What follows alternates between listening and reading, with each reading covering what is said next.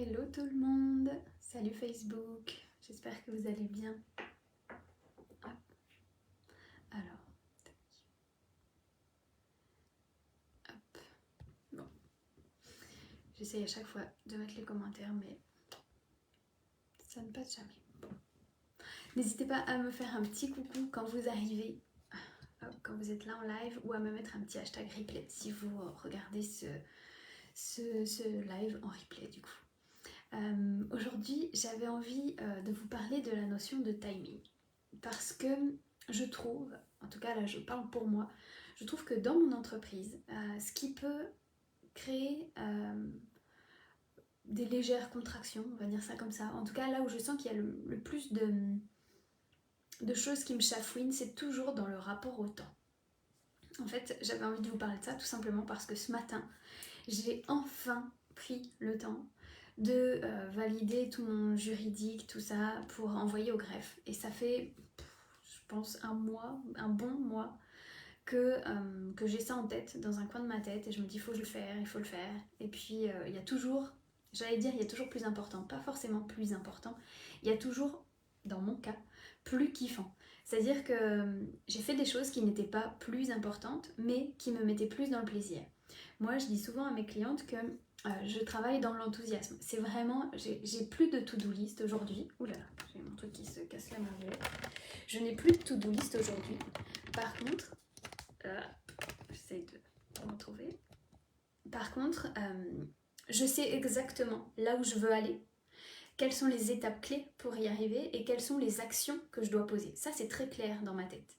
Et chaque matin, ou même chaque semaine, je sais sur quoi je vais travailler. Je ne sais pas à l'avance quel jour je vais faire quoi parce que je me laisse le choix de travailler sur ce qui m'enthousiasme le plus. Donc, quand je me lève le matin, je sais grosso modo ce que je vais avoir à faire dans la semaine, dans les jours à venir. Par contre, je ne sais pas ce que je vais faire et au moment où je vais me mettre à travailler, je vais simplement me dire bah tiens, qu'est-ce qui là me met le plus en joie? Qu'est-ce qui me fait le plus kiffer? Qu'est-ce qui m'enthousiasme le plus? Quel est le projet sur lequel j'ai envie de travailler là maintenant? Et c'est comme ça que je réalise mes tâches, toujours du coup dans la plus grande énergie, puisque j'ai choisi en conscience quelles sont les actions sur lesquelles je veux porter mon attention, et du coup avec un maximum de focus, de concentration et donc d'efficacité. Donc ça c'est ma façon de travailler. Mais du coup, l'inconvénient, c'est que dans les choses à faire, il y a toujours des choses qui nous font pas kiffer. En tout cas pour moi, tout ce qui est autour de la compta, de l'administratif, tous ces trucs, vous pouvez être sûr que je le ferai jamais passer en premier. C'est pour ça que je disais, je l'ai fait un mois après, parce qu'il y a toujours eu, pas forcément plus important, mais toujours plus kiffant. Et puis ce matin, je me suis vraiment mis un coup de pied aux fesses en mode, ok, là, il y a un nouveau projet qui pointe le bout de son nez, enfin, il y en a 3 en vrai. Il y en a qui sont un peu plus lointains, et il y en a un qui m'allume particulièrement en ce moment. Mais je me suis dit, si je me mets là-dessus, je vais encore repousser le juridique et tout ça. Donc, je me suis fait comme une récompense de me dire, ok, tu fais ton juridique, tu imprimes tout ce que tu as imprimé, tu remplis les dossiers, tu fais toute cette partie un peu chiante, tu envoies au greffe, et quand tu as fait ça, seulement à ce moment-là, tu seras récompensé parce que tu pourras dépenser ton temps, investir ton temps dans un projet qui t'allume vraiment. Et en fait, ce que je me rends compte, c'est que cette notion de timing, elle vient toujours, en tout cas c'est, dans mon cas encore une fois, c'est toujours elle qui vient créer une contraction dans mon processus de manifestation. Ce que je constate, c'est que quand je pose une intention, elle se réalise quasiment toujours. Vraiment, il y a des choses qui ne sont pas encore réalisées aujourd'hui parce que j'ai posé l'intention il y a peu de temps, mais j'ai une confiance absolue que ça va arriver. Je ne sais pas quand, mais je sais que ça va arriver. Et ce que je constate, c'est qu'à chaque fois que je viens enrober cette intention avec une notion de timing, eh bien non seulement ça se réalise jamais comme prévu, mais en plus ça vient me créer une tension. Parce que je me dis, je veux réaliser tel objectif avant telle date, avant tel machin, ou alors je veux que tel résultat arrive le plus rapidement possible. Bref, je suis dans l'attente en fait. Je suis dans l'attente d'un résultat, je suis dans l'attente d'une action, je suis dans l'attente, je sais pas moi, d'une opportunité, peu importe.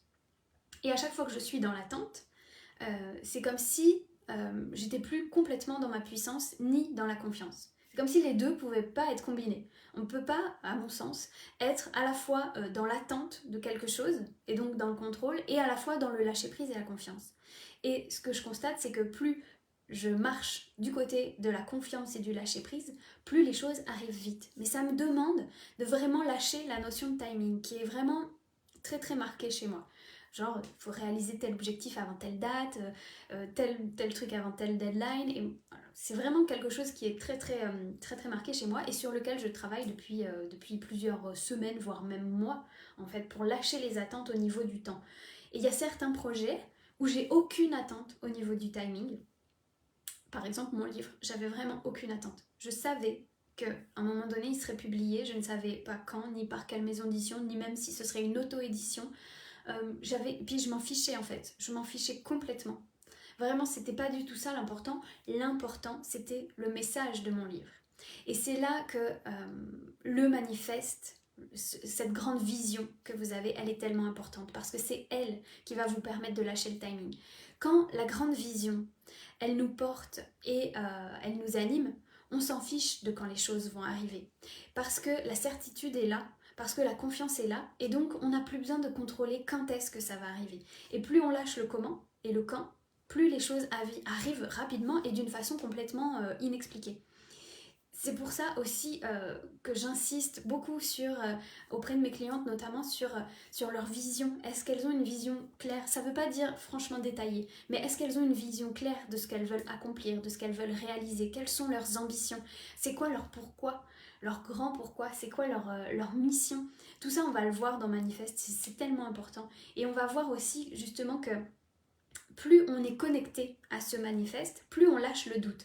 Parce que une fois qu'on sait clairement pourquoi on est là et ce qu'on a à livrer au monde, on lâche les attentes. Par exemple, ça m'est arrivé pendant très longtemps de me dire non, je vais pas faire des lives parce que j'étais dans l'attente de savoir exactement ce que j'allais dire. Donc j'attendais d'avoir mon sujet avant de me présenter en live. Ou alors j'attendais d'avoir la réponse de un tel et un tel avant de solliciter une autre personne. Ou alors j'attendais d'avoir tel résultat dans mon business pour investir avec tel coach. Ou j'attendais, je sais pas moi, j'étais tout le temps dans l'attente en fait. J'étais tout le temps, c'était les attentes qui venaient conditionner mes décisions et donc mes actions. Et à un moment donné, j'ai inversé la tendance. Et je me suis dit non mais je peux pas être tout le temps dans l'attente. Parce que quand je suis dans l'attente, y a des choses qui se passent pas comme prévu et puis finalement on lance jamais rien. Si j'attends d'avoir tel diplôme pour me sentir légitime, voilà. Si j'attends d'avoir X clients pour parler de tel sujet, du coup, c'est plus moi qui contrôle, je perds ma puissance. Si j'attends d'avoir tel montant sur mon compte pour investir, pareil, je remets à l'extérieur ma prise de décision, ma responsabilité, les actions que je vais poser.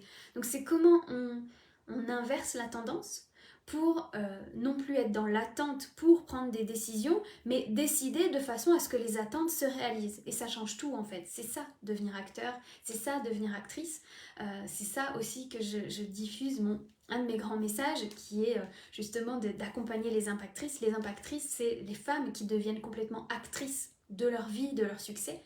Et bien c'est ce genre de femmes qui, à un moment donné, ne sont plus dans l'attente, qui lâchent les attentes, qui arrêtent de remettre sur l'extérieur la responsabilité de leurs résultats, de leurs décisions, de leurs actions, qui reprennent leur puissance, qui y vont même parfois quand ça fait peur, souvent, pas quand ça fait peur d'ailleurs, et qui lâchent cette notion de timing. Et plus ce grand pourquoi est clair, plus il nous porte, plus il nous motive, plus on va lâcher ses attentes. Parce qu'on se rend compte que c'est pas important d'être maquillée pour venir en live, parce qu'on se rend compte que c'est pas important d'avoir X clients pour pouvoir parler de tel sujet, parce qu'on se rend compte que patati patata, on lâche les attentes, parce que notre motivation, notre mission, notre message est plus grand. Et c'est ça qui prend le dessus, c'est ça qui doit toujours nous driver. Et c'est pour ça que je parle tout le temps de l'importance d'avoir cette grande vision, d'avoir ce que moi j'appelle le manifeste. D'ailleurs, vendredi matin, si vous avez envie, il y a une matinée entière qui est dédiée à la création de votre manifeste. Votre manifeste, c'est vraiment la combinaison. C'est pas juste la mission ou la vision, c'est la combinaison des deux.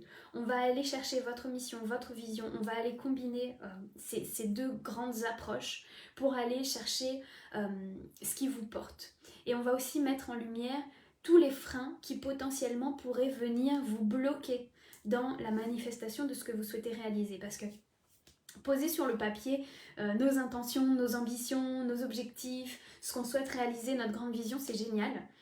C'est même nécessaire parce qu'on ne réalise rien tant qu'on n'y croit pas, tant qu'on ne l'a pas posé dans nos intentions, tant qu'on ne l'a pas mis en décision.